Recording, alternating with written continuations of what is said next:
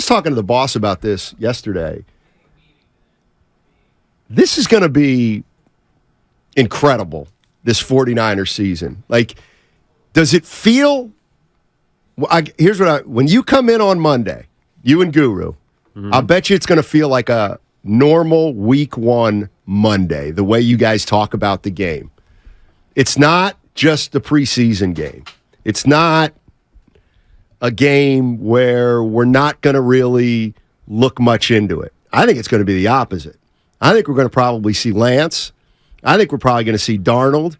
And then when we come in on Monday, or you guys come in on Monday, it's on in terms of who the backup should be. It's going to be... The regular season starts, in a way, Sunday, at least for Trey Lance and Sam Darnold. Absolutely. And that's going to be fun. And I was also thinking, so let's combine the Niners with the Warriors. And Station's been around for like 10, 12 years. 12 as of, what was it, August 1st or something? Yeah, I think this is I think you can make a case that this is the most intriguing, exciting, anticipated season for both these teams together since we've been a station. Because there is absolutely no doubt with the Niners, push is coming to shove. It's time. Can they break through? Can they get to the Super Bowl? If they get to the Super Bowl, can they win the Super Bowl? There's legitimate expectations, and this team's got a right to think it can win the Super Bowl. The Warriors, there's an unknown about the Warriors, and there's an intrigue with Chris Paul being a Golden State Warrior, and whether or not this team can put last year behind them and be better than they were when they only won 44 regular season games. They could absolutely be better next year, the Warriors. Can they be good enough to be one of the top 3-4 teams in the league and challenge again? Maybe. I'm not saying it's outside the realm of possibility. So the boss and I are talking yesterday, and we were just acknowledging that this is going to be an unbelievable next 4-6 months in the Bay Area. I don't think there's ever been a greater interest in what's going to happen with these teams. And I'll throw the Giants in there too. You got to figure in a couple weeks they'll still ideally be in the race. So think about where we're at right now. The excitement level for sports in the Bay Area that's on the horizon. This is going to be a year like no other. I think there's going to be unprecedented interest in the 49ers and the Golden State Warriors. Yeah, and I think between those two teams and even to the Giants for some extent, sure, there is. I don't know if there's excitement because it's a nervous energy, because things could go really well, but I think there's also the possibility for things to go horribly wrong for both of those teams. Whether it's the 49ers having a bunch of injuries that could derail their season, or coming up short, or Brock Purdy not panning out, or Trey Lance or Sam Darnold doing the same. I think there's a lot of variables at play that make it that if you're a doubter, you kind of have something you can grab onto and you have evidence. But if you are a steadfast fan and a believer, and kind of just hey, let's roll the balls out there and let's see how this thing goes, and we believe that our team is good enough to win, well, you can have that opinion too, and it's valid, especially with the Golden State Warriors. So, and I think there is so much more importance on both of these seasons, not as far as maybe guys getting fired or pieces being let go, but I do think that the 49ers window, however long it's open, I think is going to rest on the finality of this season. And the Golden State Warriors dynasty, we're going to have a very good idea at the end of this season how much longer that dynasty is. So I'm with you, and I think that's what the energy and the excitement comes from. And I think that's a good point. And it's this, that while these teams have unbelievable expectations and they have a chance to go very far in the postseason and maybe even win it all, you're right. There's another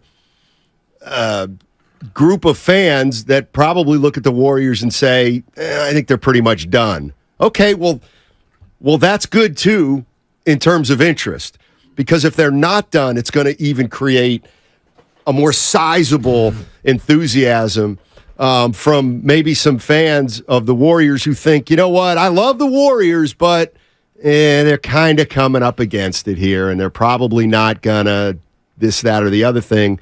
And then when they do, it's a monster deal. And I'm with you also on the Niners. If the Niners don't make a run this year, then obviously there'll be reasons why, but I don't think any of the reasons are going to matter. Whether it's injury, whether Brock Purdy takes a step back, whether Seattle and Philly and Dallas are better than we think and they end up better than the 49ers, it's all on the table.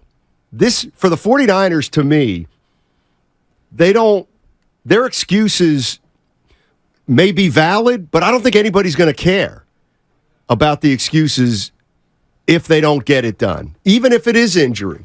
No, I do agree with that, because we're at the point now where, yes, you have the 3 out of 4 NFC championships to cling to, one of which you won. But that's also where the kind of start of the expectation is for a lot of people. So if you come up short, even if it's because of an injury, well, you've also seen that before. Right. So the 49ers have maybe unfairly kind of already used their excuses in years prior for why they haven't won a Super Bowl. Whether it's you didn't have the correct quarterback in 2019 or Shanahan's play calling. And then in 2021, it was more of a run and a late one after a 3-5 start. But you had a chance to beat the Rams. Maybe there was a drop pick. Maybe there was play calling. You had a 10-point lead going to the fourth. You didn't win. And then last year, well, the reason's obvious because you lost your quarterback in the first quarter.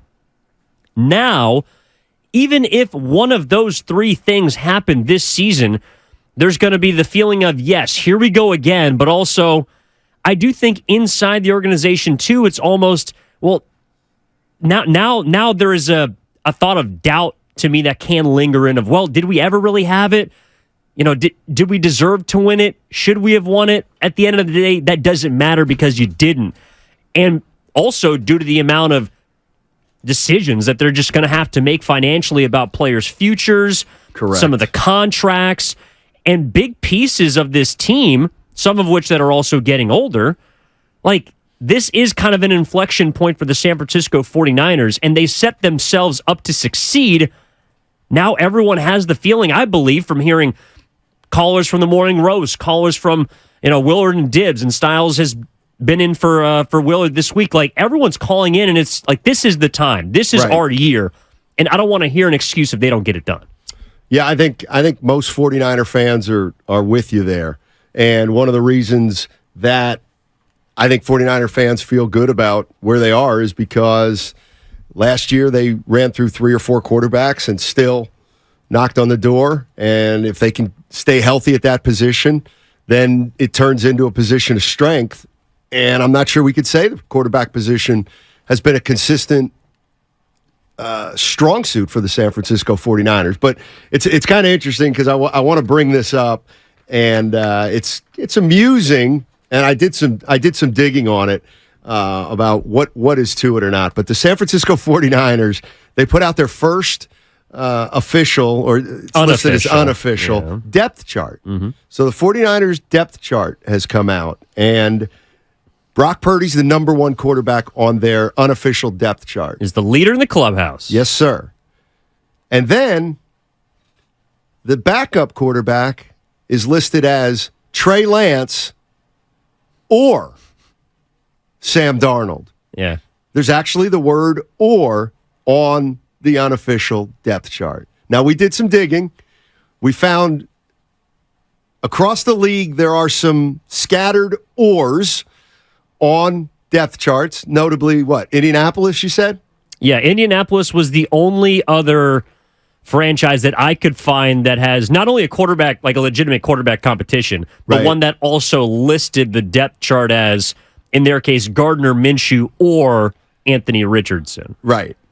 And that was for the starting? That was for the first quarterback. Okay. Yeah, so that one is. Gotcha. But so if you look at the Colts, they have a competition. The Washington Commanders have a competition. On their depth chart, Sam Howell, who has apparently been amazing in training camp, he's their QB1 for their first preseason game. And the other place, I believe, is Tampa that has legit competition between Baker Mayfield and Kyle Trask. But earlier today, Baker Mayfield was named the first preseason game starter. So they also don't have a either-or type of thing going on.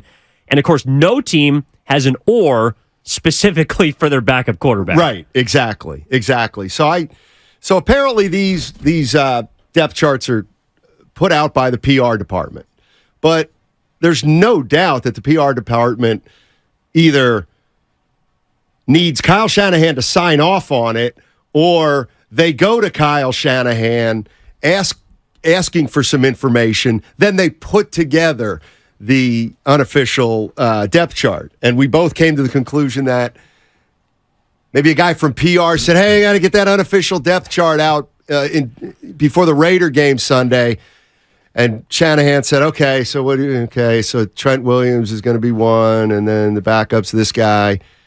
And I'll bet you at quarterback, he said, well, Brock's going to be number one, and then just, I don't know, put or. It'll be Trey or Sam Darnold. And they had to say, okay, we'll just put or.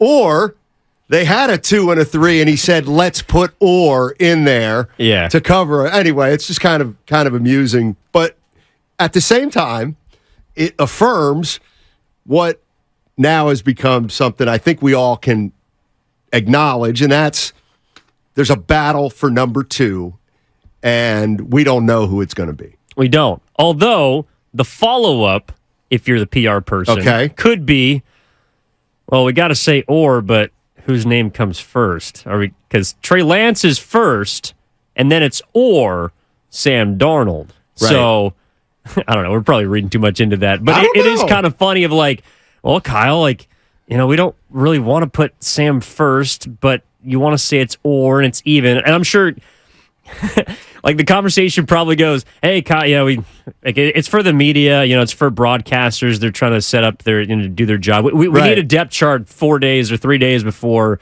the first preseason game. Right. Who do you want to put down? It's like, probably put Brock first. All right, then what about Trey and Sam? I mean, I got nothing. Right. Like, he's just throw him out there. And there's no way he wants to do a depth chart right now. Yeah, I hate that. Yeah, exactly. So, but anyway, Trey Lance was listed first. And I'm first in terms of second. Yeah, so he's what, 2A and Sam Darnold's 2B? That's correct. Or whatever? That's correct.